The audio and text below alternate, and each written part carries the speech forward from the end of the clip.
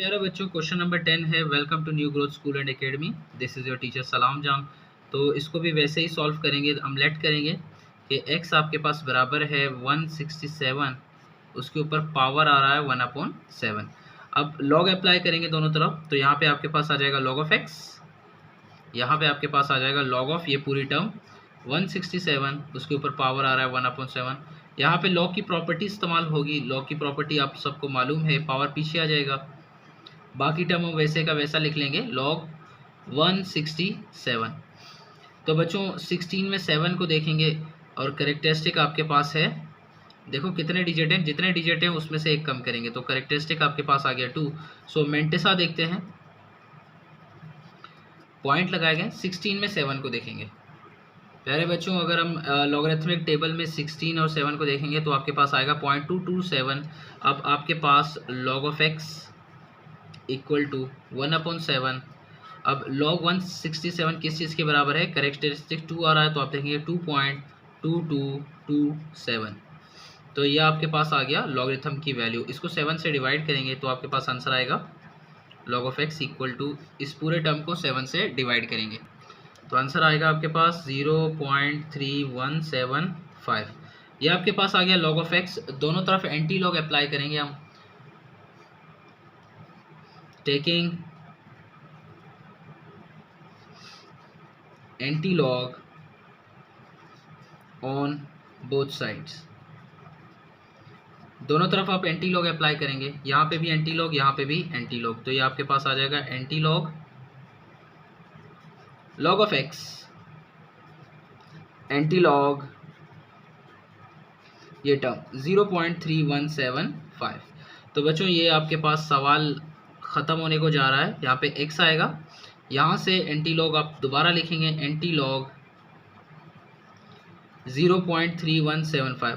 तो बच्चों इसको हम कैलकुलेटर से करेंगे ताकि आपको इसके इस्तेमाल आ जाए।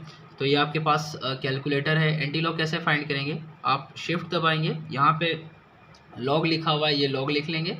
अब ये जो पूरी टर्म है ना 0.3175, इसको आप लिख लेंगे। आपके पास टर्म है 0.3175, अगर आप इसको लिखेंगे तो आपके पास आ जाएगा 2.0773। बाकी टर्म लिखने की ज़रूरत नहीं है।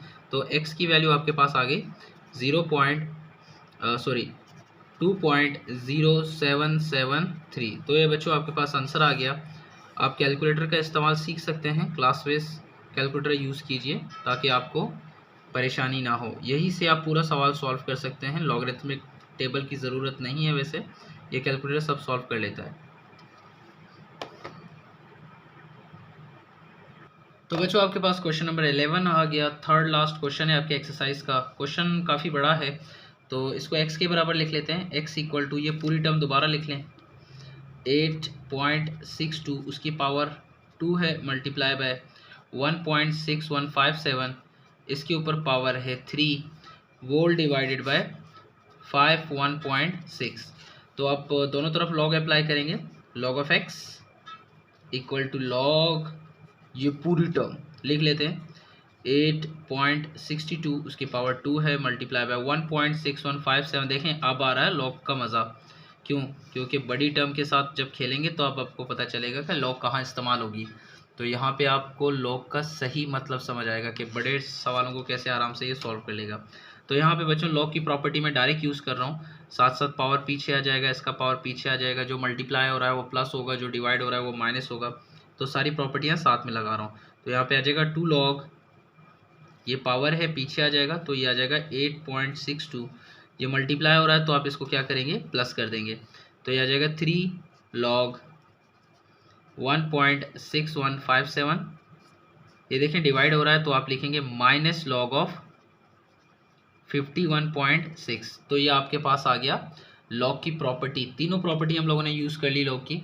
जहाँ पे मल्टीप्लाई हो रहा था वहाँ पे प्लस लगा दिया, जहाँ पे पावर था वो पीछे ले गए हम लोग यहाँ पे भी, और जो डिवाइड हो रहा था उसको हमने क्या कर दिया माइनस कर दिया। तो यहाँ से बच्चों सवाल को आसान बनाने के लिए हम लोग कैलकुलेटर का इस्तेमाल करेंगे। अब मैंने आपको तरीका बता दिया है कि कैसे होता है। तो ये रहा आपका कैलकुलेटर, तो आप इसको ऑन करेंगे, शिफ्ट दबाने की ज़रूरत नहीं है। आप लॉग लिखेंगे तो यहाँ पे आपको बेस की वैल्यू मांगेगी, तो यहाँ पे आपके पास नॉर्मल लॉगरिथम यूज़ हो रहा है। अगर नेचुरल लॉग इस्तेमाल होगा तो ई आइगन वैल्यू जो के होती है उसका इस्तेमाल करेंगे हम लोग। सो यहाँ पे आपके पास आएगा 8.62, तो यहाँ पे आपके आंसर आएगा 0.9355। तो यहाँ पे 0.9355 प्लस 3 लॉग ऑफ 1.657 किस चीज़ के बराबर है, यहाँ पे देखें लिख लेते हैं दोबारा। 1.6157 ये लिखने के बाद 1.6157 लिखने के बाद इक्वल दबा दें तो आपके पास आंसर आ जाएगा 0.2084 कर लेते हैं। 6 लिखा हुआ है आगे, राउंड ऑफ कर दिया हम लोगों ने। सो आपके पास यहाँ पे माइनस लॉग ये पूरी वैल्यू है 51.6, तो यहाँ पे आपके पास 51.6 तो आपके पास आंसर आ रहा है 1.7126। तो बच्चों ये आपके पास कैलकुलेटर से बहुत आसानी से हो जाता है। तो ये सब चीज़ों को यहाँ पे आप फिल इन कर सकते हैं। सो 0.9355 प्लस 3 मल्टीप्लाई हो रहा है 0.2084 ब्रैकेट 1 माइनस आपके पास आखिरी टर्म आ रहा है 1.7126। तो ये आपके पास आंसर आ रही है। ये एस डी दबाएंगे तो ये standard to deviation, deviation to standard में कन्वर्ट करेगा। आंसर आ रहा है 0.7836। तो लॉग ऑफ एक्स आपके पास आ गया 0.7836। दोनों तरफ एंटी लॉग अप्लाई करेंगे, taking anti log on both side, taking anti log on both side. तो यहाँ पे आपके पास आ जाएगा anti log log of x equal to anti log